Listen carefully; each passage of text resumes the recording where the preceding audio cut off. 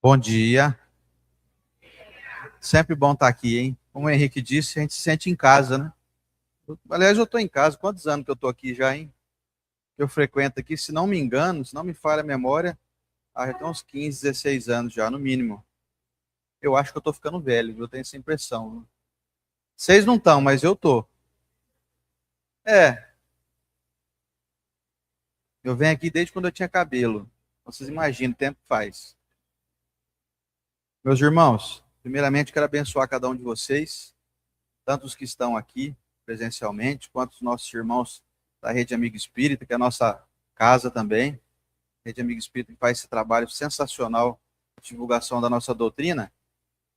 Então, quem estiver assistindo aí, sinta-se abençoado também. Como o Henrique bem disse no início aqui, nós estamos em busca de ascensão espiritual, e como o nosso tema hoje, deixa eu ver, está ali, ó, reencarnação e os laços familiares, o reencontro de pais e filhos. Existe uma maneira sensacional de nós, e eu falo aqui hoje, falando mais especificamente para os pais, no caso, o pai, né, ou a figura paterna, mas isso também pode ter muitos elementos que vão auxiliar as mães também, porque as mães são pais também, né? Então não se sintam aí, as mães não se sintam assim, ah, poxa, uma palestra hoje não serve para mim? Não, serve sim. O que nós vamos falar aqui hoje serve para pais e mães, mas especialmente aos pais. Eu gosto de contar histórias, sabe? Acho que eu devia ter nascido mineiro, porque o mineiro gosta de contar história, né? E eu lembro de uma historinha muito bonitinha que aconteceu comigo, que quando eu era menino, né, meu pai, quando era época de tangerina, eu falava assim pro meu pai, pai, vou pegar a tangerina e levar para ele, que minha mão era pequenininha ainda, eu tinha uns 5, 6 aninhos. Ô pai, começa o começo para mim, falava para ele. Ele pegava, abria a tangerina assim, enfiava o dedão, né, para abrir ela assim. Ele já acabava descascando ela inteira para mim. Mas tinha dia que eu falava assim, não, pai, não descasca inteira, não deixa eu descascar o resto. E essa história de que começa o começo foi para mim muito marcante na minha vida, né, como filho, porque mostra a segurança que a gente sente com o nosso pai, né? Então, meu pai foi aquele que não só descascou as tangerinas para mim, mas, aliás, eu falo foi, mas ele continua sendo, né? Na bênção de Deus ainda tem meu pai aqui encarnado com nós. Daqui a pouquinho nós vamos nos encontrar ali, inclusive. Eu tenho uma turma nossa que a gente joga vôlei de sexta à noite e domingo de manhã. E meu pai faz questão de estar presente. Sabe o que ele faz? Ele vai lá marcar os pontos. Ele é o placar nosso. Então daqui a pouquinho nós estamos indo ali jogar. Hoje, inclusive, o pessoal até decidiu começar um pouquinho mais tarde. A gente começa todo domingo às 9 da manhã a jogar, né? Mas hoje, excepcionalmente, o pessoal, não, vamos esperar o Oceano, então começar às 10. Daqui a pouquinho estou indo para lá, então, encontrar meu pai. E ele marcando o placar para mim. E eu lembrando que ele sempre começava o começo para mim. É assim a vida de um pai. Assim que deve ser. Sempre começando o começo para os filhos. O filho vai espelhar a vida inteira, observando o que o pai faz, o que o pai não faz. Você quer ter bons filhos, você precisa ser bom pai. Independente de você ter tido um bom pai ou não. Eu acho muito interessante outra historinha de um amigo meu que dizia o seguinte: quando perguntado para ele se ele tomava bebida alcoólica, ele falou assim: não, rapaz, não bebo de jeito nenhum. Nossa, eu tive um pai alcoólatra. Então eu vi a tragédia que era a bebida numa família. Então eu passo longe disso aí, pelo amor de Deus, não quero nem ver isso na minha frente. E um outro amigo meu, olha que curioso, se dizendo assim, assumidamente alcoólatra, ou não se achando alcoólatra, né? Falando assim, ah, eu bebo, meu pai bebe, meu tio bebe, todo mundo bebe lá, então eu acostumei, nasci no meio que todo mundo bebe. Você vê como é que é interessante, né? Como é que é a percepção de cada um. Um quer passar longe, porque viu que o negócio não é fácil. E o outro acabou entrando na onda, né? Ontem eu passei a tarde toda estudando para fazer essa palestra aqui hoje. Eu gosto muito de contar história, eu gosto muito de estudar também, porque a obra espírita compreende tantos elementos valiosos que eu não podia deixar de trazer citações, porque são elas muito relevantes.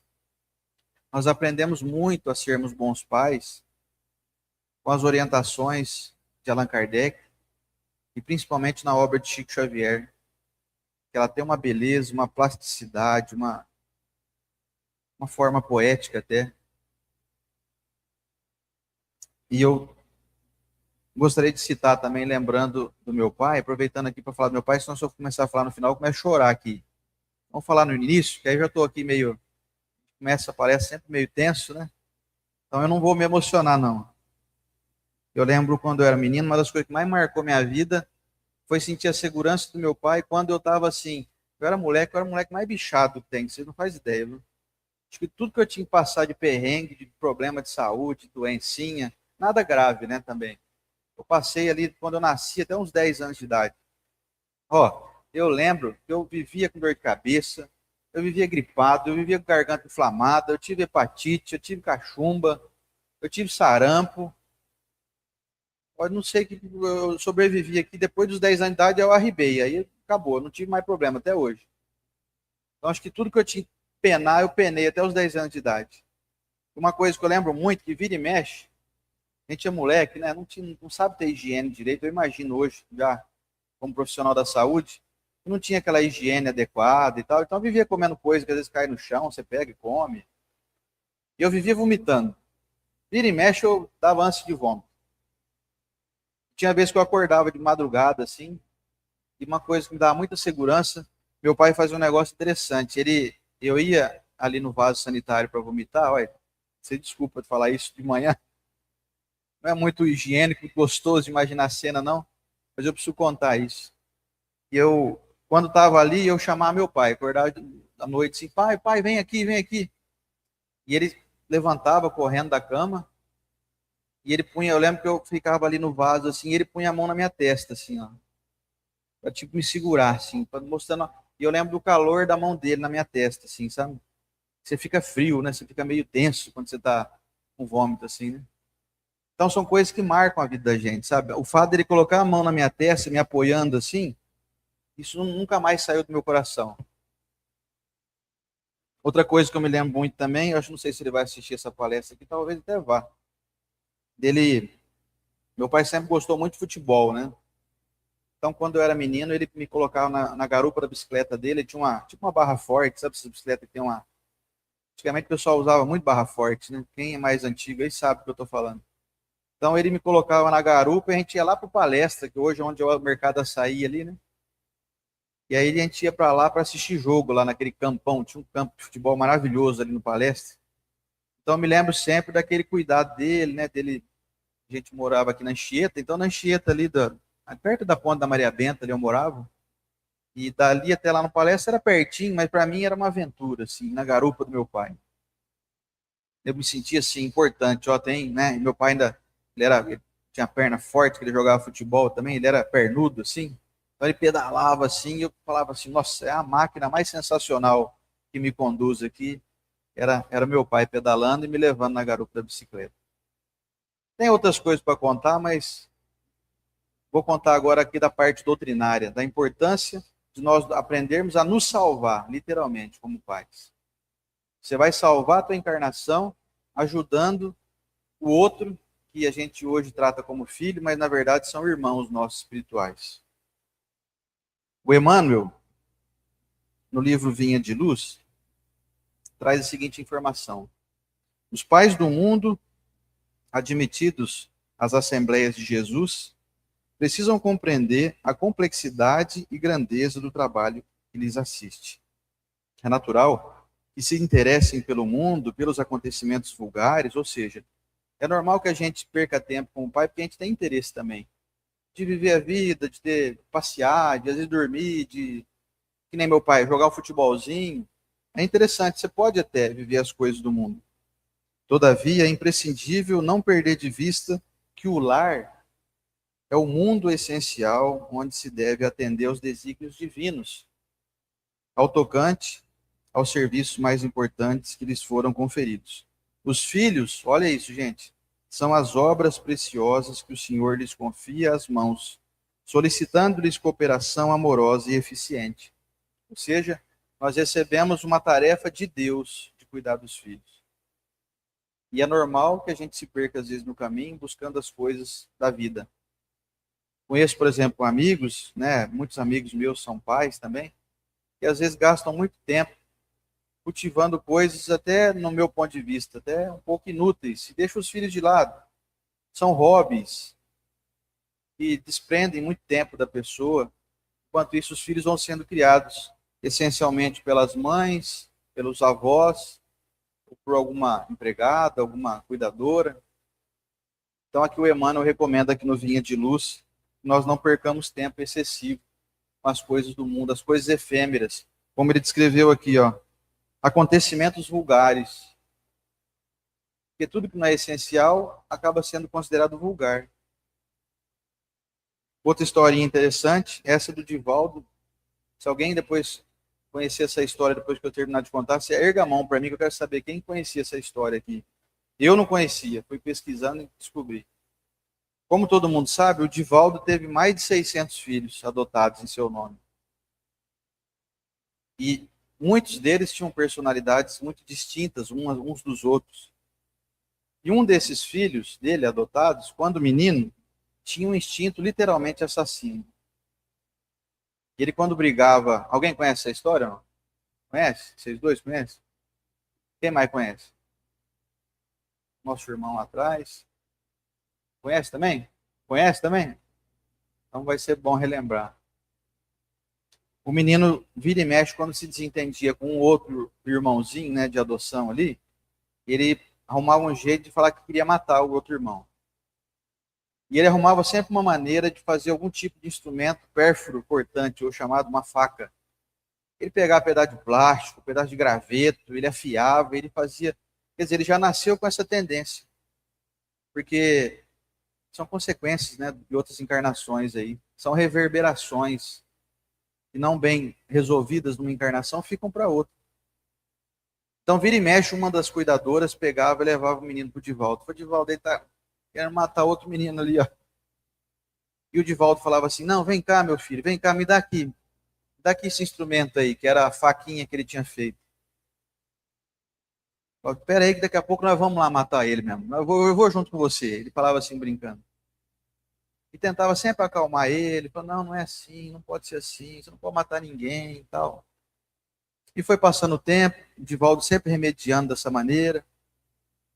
E ele sempre com esse instinto de querer matar, qualquer coisa ele falava em matar.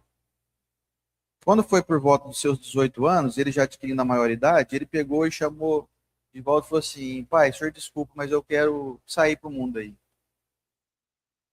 Eu não quero mais ficar aqui. Eu vou viver minha vida aí fora. E o Divaldo olhou para ele e falou assim, então você vai me prometer uma coisa. Se um dia você quiser matar alguém, for matar alguém mesmo, você antes vai vir aqui, você vai me matar, primeiro. Porque se você quiser mesmo e for matar alguém, é sinal que eu não fui um bom pai para você. Então você vem e me mata antes. Ele ficou emocionado, o menino, mas mesmo assim foi embora. Já um rapaz, né, já adulto. E foi embora. Ficou gravado isso na cabeça dele. Passados alguns anos, o Divaldo foi convidado por uma das muitas cidades que o convidavam a receber título de cidadão benemérito da cidade. Inclusive, era uma cidade aqui do interior de São Paulo. E chegando na cidade para receber esse título, o Divaldo foi informado que havia um artista plástico muito famoso na localidade que queria homenageá-lo, fez um quadro com a sua figura, com a sua face. E ele ficou surpreso quando ele chegou lá e encontrou, era aquele filho, era o filho dele. E o Divaldo, muito emocionado, viu ele, né? E falou, nossa, filho, é você e tal. Naquela época eu perdia muito contato, né? Não tinha internet como tem hoje. Isso nos anos 70, por aí, vocês imaginam. Então o Divaldo reviu o filho que havia pedido para ir embora e recebeu aqui aquele quadro em homenagem, que o abraçou muito e choraram muito juntos. E moral da história, né? Ele não matou ninguém, virou artista plástico, deu tudo certo. Vocês imaginem, meus amigos, o tamanho da nossa responsabilidade em conduzir as pessoas que ficam sob a nossa tutela. Esse rapaz, que hoje já deve ter lá seus 50, 60 anos de idade, talvez, se tiver encarnado ainda, veio sem dúvida nenhuma de uma criação, de outra encarnação, que não foi tão cautelosa assim, para ter esse ímpeto de se defender, às vezes, querendo eliminar o adversário. Talvez ele viveu em um ambiente onde ele mesmo vivia sofrendo o risco de ser morto também. Então ele tinha que se defender. Eu fico tentando imaginar, quando eu vejo alguém que traz uma problemática dessa, o que originou, né? O que foi que causou isso? Sem dúvida nenhuma, esse rapaz não tinha vontade de matar por puro capricho. Tratava-se, sem dúvida, de uma autodefesa, de ter vivido em um clima muito complexo, de uma situação de um grande estresse. E ao se desenlaçar de uma encarnação, voltando a outra, ainda carregava esses traumas. Muitos dos traumas que nós temos hoje inexplicáveis, são em decorrência de um passado não muito distante. Você pega pessoas aí que têm pavor, por exemplo, de água, tem gente que tem medo de pular na piscina, de entrar num rio, alguma coisa, porque fatalmente morreram acidentados, ali, afogados, alguma coisa nesse sentido, né? Tem uma amiga minha que ela tem pavor de barata, não sei por quê, gente. Barata é um bicho tão dócil, tão maravilhoso, não sei por quê. Quer dizer, ela deve ter passado algum trauma com barata aí, né? Então tem explicação para tudo. Essa história do filho do Divaldo foi muito interessante para mim. O que ficou marcado para mim foi assim: se um dia você decidir matar alguém, vem aqui primeiro e me mate. Olha só aqui, como é puxar para o peito a responsabilidade de cuidar de uma pessoa, né? E ele não falou isso da boca para fora, não. Ele quis causar ali um impacto no rapaz. Né? Olha o que diz o Emmanuel também, ainda, mas em outro livro, Caminho, Verdade e Vida. A tarefa doméstica nunca será uma válvula para gozos improdutivos, porque constitui trabalho e cooperação com Deus. Olha isso, gente. Tarefa doméstica é trabalho cooperativo com Deus. Já imaginou o tamanho da responsabilidade disso? Mas já imaginou também o tamanho do mérito, do benefício? Quem que é teu sócio? É Deus. Você executa bem a criação dos seus filhos, e agora eu falo aqui mais especialmente aos pais, muitos deles acabam deixando pesar muito sobre as costas das mães, a responsabilidade de cuidar dos filhos. Venho aqui agora como homem e pai também, que sou, porque aí eu posso falar sem parecer que eu estou cutucando o lado contrário, né? Eu estou desse lado aqui falando, lado dos homens. Não deixem seus filhos abandonados. Muitos pais se separam, né, das esposas, homens, né, se separam das suas respectivas mulheres, né? E acabam se separando dos filhos também. Eu não consigo entender isso, eu juro para vocês. Não consigo entender. A pessoa não faz ideia do impacto destrutivo que vai fazer na vida de um filho quando realiza tal tarefa.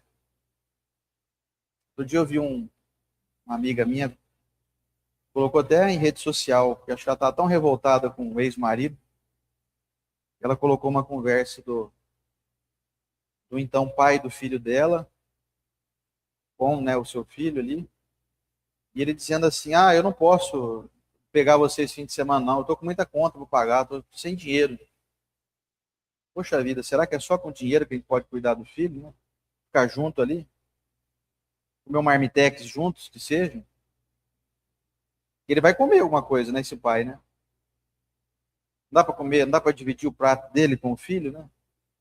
Será que só dá para ser pai se levar o filho para o shopping, para termas de Olímpia?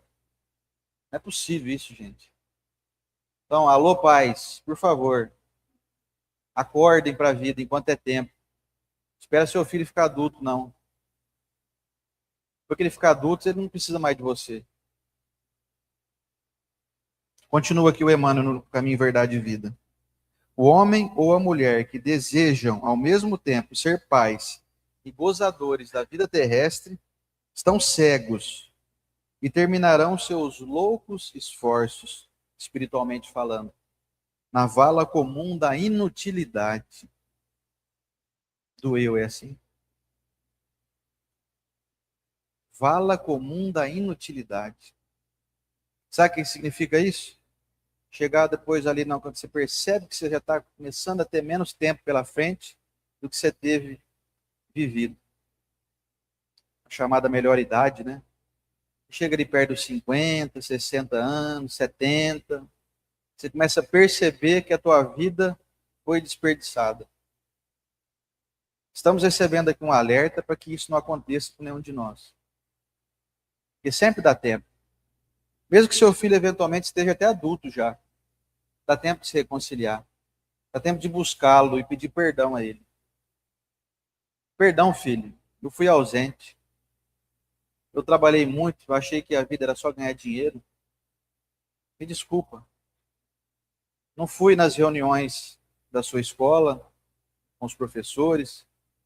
Não fui te ver apresentando uma pecinha de teatro na escola. Não acompanhei seu primeiro dia de aula, ou não fui te buscar na escola, ou te levar. Mas eu quero me redimir, preciso fazer isso. Preciso fazer alguma coisa para estar contigo. Porque senão parece que eu vou fazer um estudo aqui assim. Para quem não está conseguindo, não conseguiu ainda ser um bom pai, não dá mais tempo, não. Dá sempre tempo. Sempre dá tempo. Os nossos irmãos protestantes dizem que se a gente se arrepender no último minuto de vida, né, estaremos salvos, não é isso? Isso tem um grande fundo de verdade. É óbvio que a obra ela é observada do ponto de vista geral, né? Não adianta só no momento final ali a gente resolver, mas dá para poder se redimir até o fim. Olha o que diz o relato da Maria João de Deus, mãe de Chico Xavier, no livro Cartas de uma Morta. Livro datado do ano de 1935, portanto, está prestes a fazer 100 anos esse livro. Daqui a pouquinho, mais 8, 9 anos aí, vai completar 100 anos que o Chico Xavier psicografou. Inclusive, foi o primeiro livro que o Chico Xavier psicografou oficialmente ali, que foi lançado pela Federação Espírita Brasileira, etc. Ela chegando no mundo espiritual, agora aqui, óbvio que é o relato de uma mãe, né, mas vale muito para os pais também. Ela chegou, está lá no capítulo 5º. Ela perguntou assim, o benfeitor que assistia, e meus filhos? Ela chegando no mundo espiritual, com muitos filhos. Se não me engano, o Chico tinha 12, 13 irmãos. Ela perguntou mentalmente, entre prantos, ou seja, chegou chorando no mundo espiritual porque se percebeu desligada deles. Ela desencarnou. E o guia invisível respondeu para ela assim: ah, compreendo. As tuas hesitações e os teus escrúpulos. Louvo a afetividade do teu coração amoroso e sensibilíssimo. Porém, se faz mister, que tudo encares sensatamente, aceitando com resignação os ditames da vontade divina. Ou seja, é preciso agora respirar fundo e entender que a tua desencarnação teve uma vontade divina que supera a tua vontade. Aqueles a quem emprestaste o potencial das tuas energias orgânicas e que representavam como teus filhos o grande tesouro de amor do teu coração, são, como somos, as criaturas do Pai de infinita misericórdia. Agora vem a frase que eu mais gostei desse trecho do livro. Os pais da terra não são criadores, são zeladores das almas, que Deus lhes confia no sagrado instituto da família. Seus deveres são austeríssimos, enquanto é do alvedrio, ou seja, enquanto é da vontade própria de Deus, a sua permanência na face do globo. Mas, aquém das fronteiras da carne, é preciso que considerem os seus filhos como irmãos bem-amados. Por isso que eu coloquei esse título aqui, ó, o reencontro de pais e filhos. Porque os filhos de hoje são os nossos irmãos bem-amados, como disse o benfeitor que acompanhava Maria João de Deus no mundo espiritual.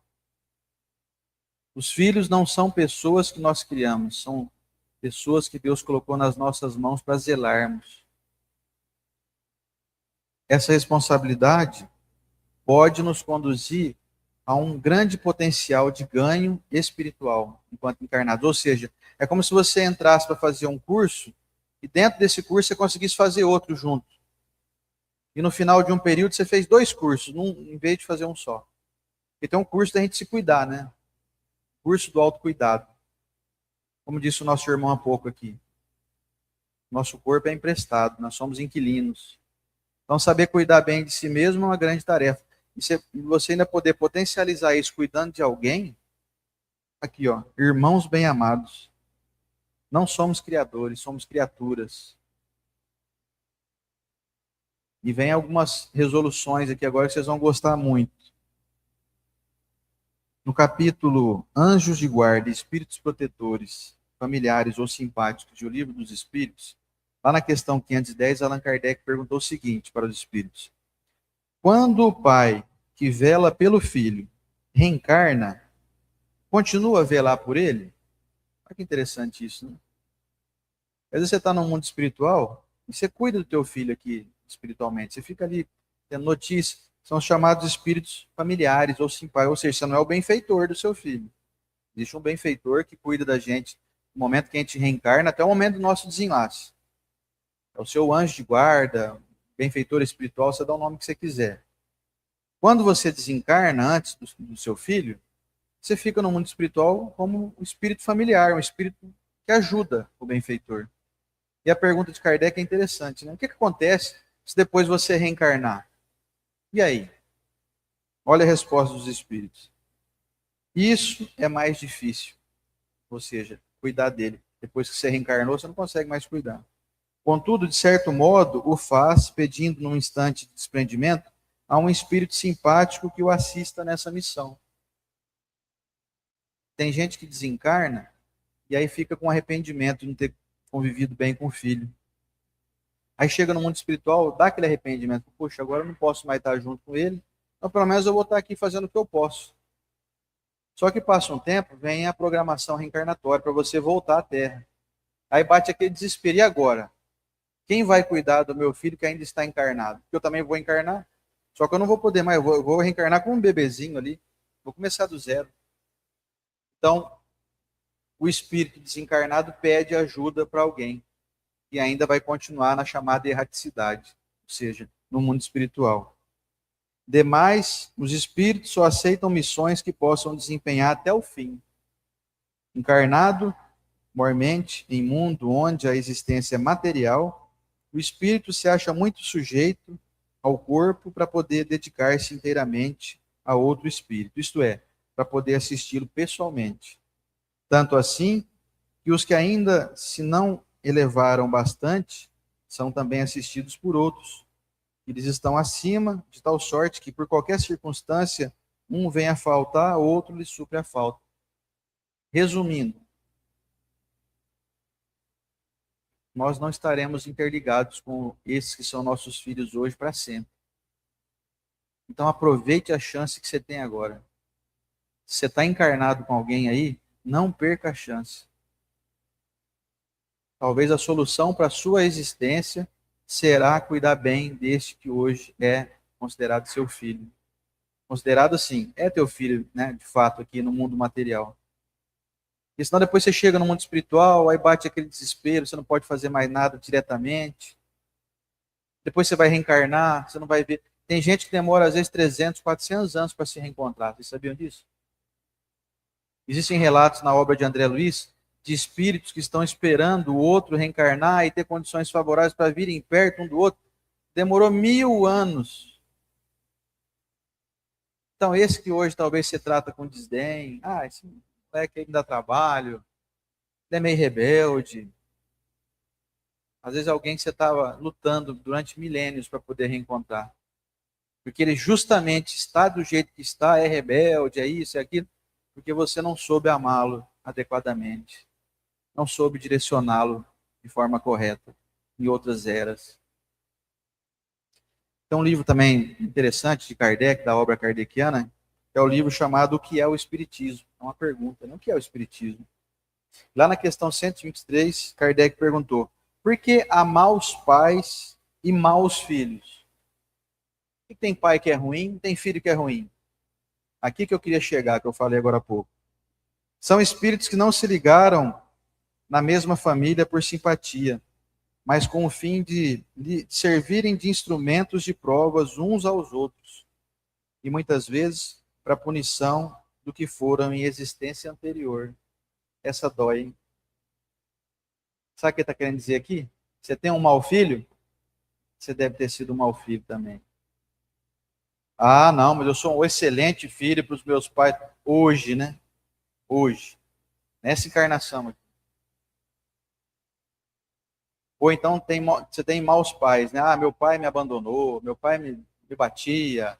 Como eu contei no início, meu pai largou da minha mãe, nunca mais vi ele, não tive notícia e tal. Será que Deus coloca alguém no nosso caminho que a coisa está errada? Será que eu não mereço, então, ter um pai assim? Se eu não mereço, então Deus é injusto.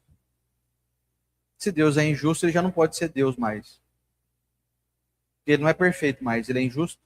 Ele cometeu um equívoco comigo. Colocou essa praga desse homem aqui para ser meu pai, ó. Eu que sou um anjo, né? Tem um pai desse aqui, ó. Onde já se viu? Então, essa lógica que eu estou fazendo aqui é uma brincadeira, né? Isso não existe. E continua a resposta aqui de Kardec. A um é dado um mau filho, porque também ele o foi. O outro, um mau pai, pelo mesmo motivo, a fim de que sofram a pena de talião. Sabe o que é a pena de talião? Olho por olho, dente por dente. Ah, mas tem isso na obra de Deus? Tem. Opa! Quando a misericórdia divina não nos encontra trabalhando no bem, a justiça divina vem e nos pega. E a justiça divina nós podemos classificá-la como lei de talião. É olho por olho, dente por dente. Você matou, vem morrer. Você cegou, vai ficar cego também. Porque quando você não escolhe o caminho do amor, a dor vai te pegar. Quando você não escolhe desidratar através da transpiração, você vai desidratar através das lágrimas. Não tem como escapar. Viemos a esse mundo para a desidratação. Nós escolhemos qual será o modelo que nós vamos nos desidratar. Suor ou lágrimas? Você escolhe. Não, agora eu quero cuidar da minha vida. Filho só dá trabalho. Então tá bom. Fica aí. Vai gozar a vida. Você vai ver o choro e ranger de dentes depois.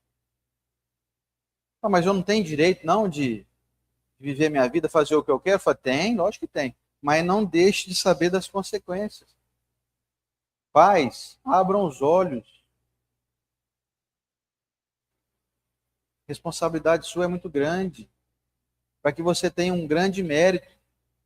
Você não está aqui trabalhando forçosamente por Deus, não. Para a obra divina, não. Você não veio aqui para ser escravo de Deus de jeito nenhum. Você veio aqui para se integrar a Deus, para você ter mais saúde, longevidade.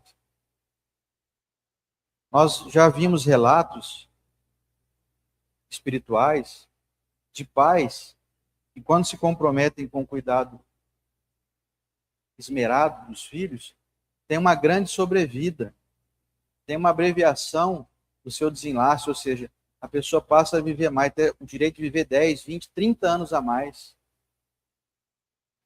Quando você escolhe, por exemplo, a inutilidade, que é viver somente para si, e me perdoem aqueles que escolheram não ter filhos, me perdoem. Não venho aqui criticar ninguém. Muito pelo contrário. Muito pelo contrário, eu acho que cada um pode fazer o que quiser da sua vida. Eles são livres, todo mundo é livre. Não se sintam acuados aqueles que escolheram não ter filhos. Até porque tem muita gente que não pode ter filhos. Tentou, mas não conseguiu, né? Então arruma um jeito aí de cuidar de alguém. Faz como o Divaldo Franco orientava. Ele falava assim: arrume pessoas para você amar. E não precisa nem contar para elas. Lembra uma palestra que ele fez aqui na quadra do Hospital Bezerra de Menezes em Rio Preto. Deve ter sido por mais ou menos 2010, por aí. Ele falou assim: adote as pessoas dentro do seu coração. Não precisa nem contar para elas, porque se você contar para elas, às vezes gera um vínculo, gera uma obrigatoriedade, né? Não conta para ela, não.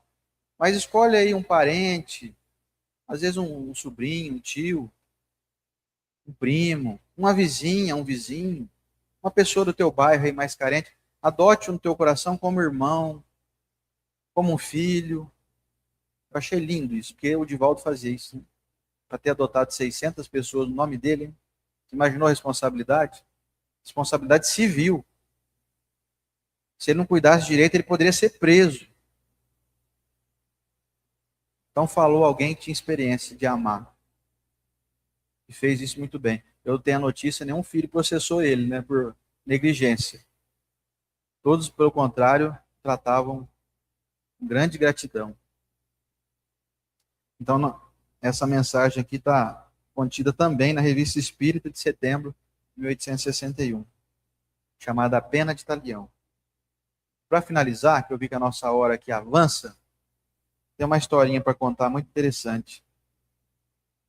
Eu não sei se vocês já ouviram falar do Viktor Frankl, que foi um judeu austríaco, foi prisioneiro dos alemães na Segunda Guerra Mundial. Escreveu uma vez o seguinte: nós que vivemos em campos de concentração, podemos lembrar dos homens que andavam pelos alojamentos, confortando os outros, distribuindo seus últimos pedaços de pão.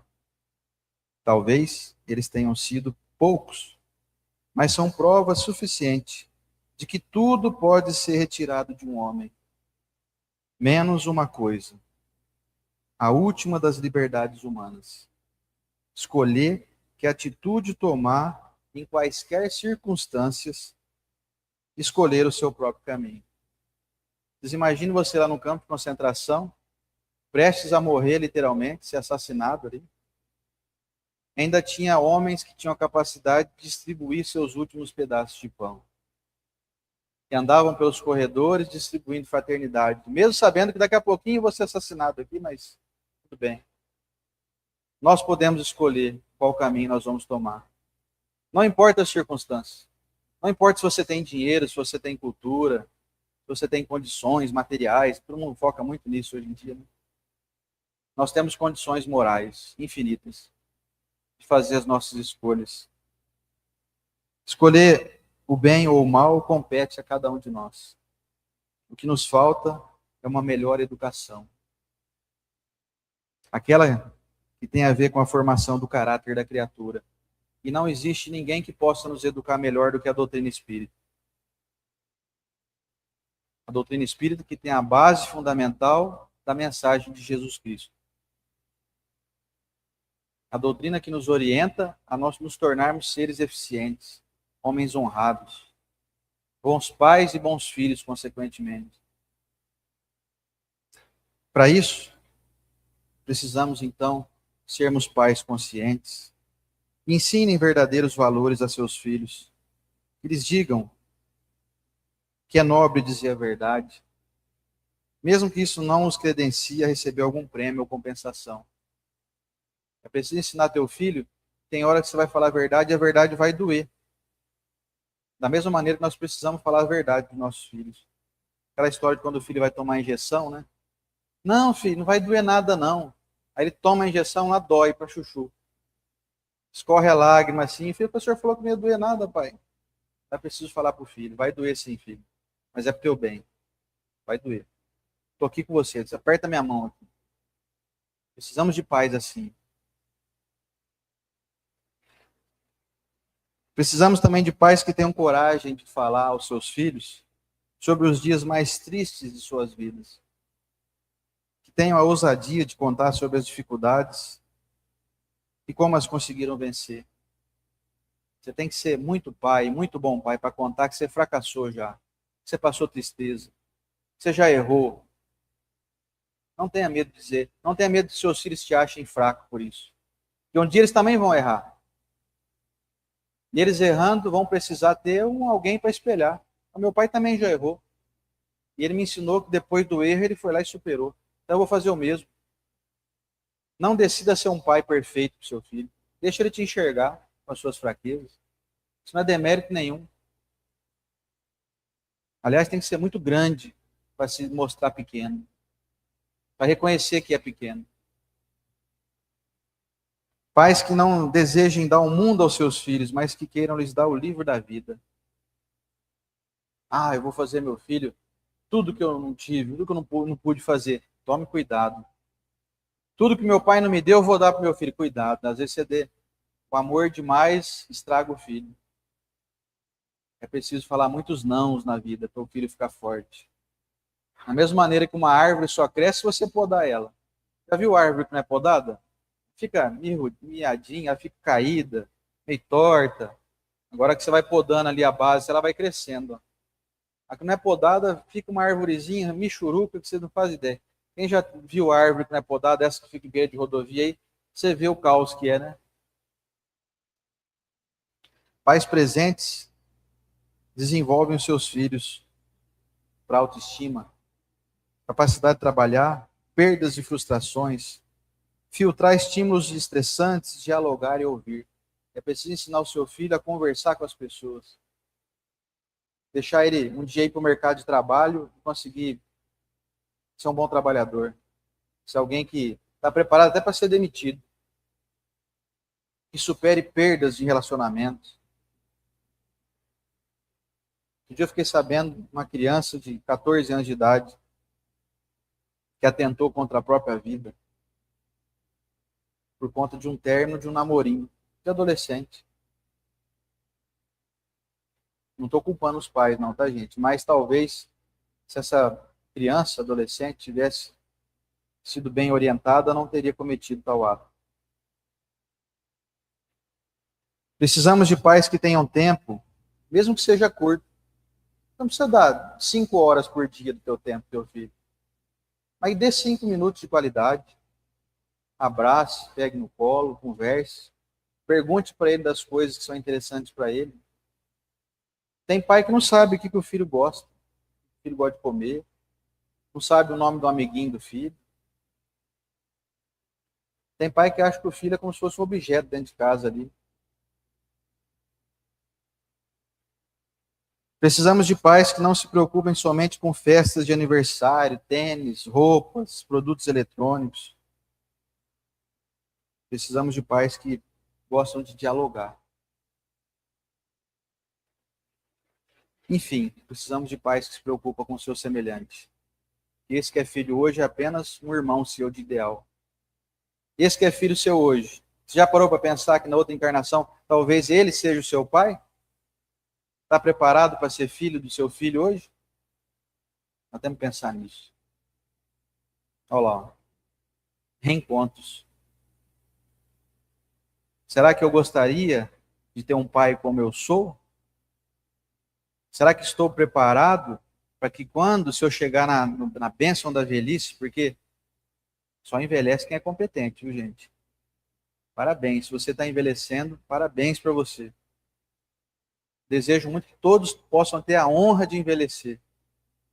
Você está preparado para que seu filho um dia vire seu pai? É isso que vai acontecer. Os papéis se invertem. Ou você está preparado já sabendo que você não foi um bom pai? Do mesmo jeito que você negligenciou o seu filho, está preparado para ele te negligenciar e largar você em um asilo por aí? São perguntas duras de se fazer, sabe? Para a gente mesmo responder. Mas são necessárias. Senão a gente vive uma vida de ilusão. Passa uma encarnação inteira achando que nós estamos fazendo o que é correto, não estamos. É preciso fazer um checklist íntimo. Não precisa contar para ninguém. Conte para você mesmo. Sou um bom pai? Estou honrando os meus filhos? Estou fazendo uma boa coalizão com Deus? Estou me preparando para a minha evolução? Eu desejo muito que todos aqui presentes, os nossos irmãos que estão nos assistindo agora, vão assistir depois, possam refletir sobre essas palavras para que a gente otimize a nossa jornada e possamos sermos bons pais. Desejo muito que essa manhã fique marcada no coração de todos vocês. Deus nos ilumine. Muito obrigado pela paciência, pela gentileza. E até breve. Parabéns a todos os pais. Obrigado.